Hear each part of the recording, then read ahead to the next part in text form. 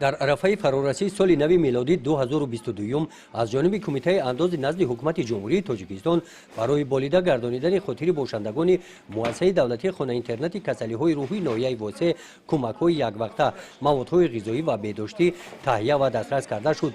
در این روز اجرا کننده وظیفه رئیس ناحیه واسه باشندگان خانه اینترنت را بخشیده به سال نو میلادی تبریک نموده قید نمودند که کمک‌های خیریوی در حوزه دستور سپارش‌های اساسگذار صلح و وحدت ملی پیشوای ملت پرزیدنت جمهوری تاجیکستان محترم امامعلی رحمان جهت بهداشت شرایط زیست باشندگان خانه اینترنت که اکثر آنها معیوب به سرابان میباشند پیوسته تدبیرهای مشخص عملی می‌نمایند.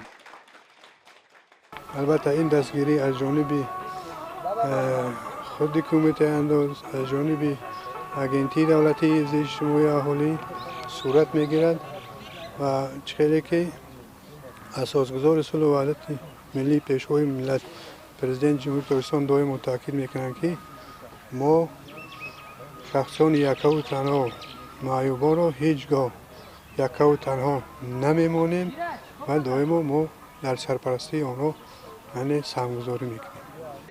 کمک‌های خیریوی برای باشندگان خانه اینترنت از تجهیزات‌های ضروری برای آشخانه، موادهای آذوقه، موادهای داروباری، موادهای برای گیگین شخصی ضرور، محلول‌های شستشویی و دیگر لوازم‌های ضروری دسترس کرده شدند.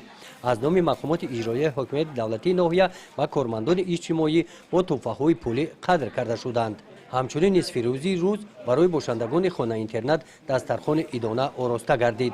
کمیته انداز نزد حکومت جمهوری تاجیکستان منبر نزد کوشش می‌نماید که پیوسته هم در سطح دائمی برای باشندگان این مؤسسه دست کمک خود را رساند.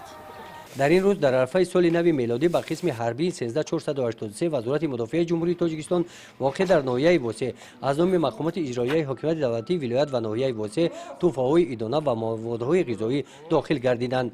برای افسران و سربازان دسترخوان ایدانه آراسته کرده شد.